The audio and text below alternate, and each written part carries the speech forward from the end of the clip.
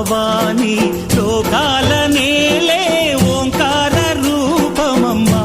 తల్లి నీ మహిమల్ని చూపవమ్మా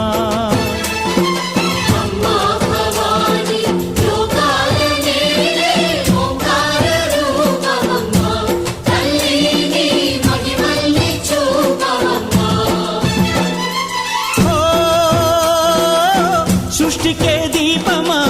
శక్తికే మూలమా సింహరథమే నీదమ్మా అమ్మ దుర్గమ్మ భక్తులను దీవించుమా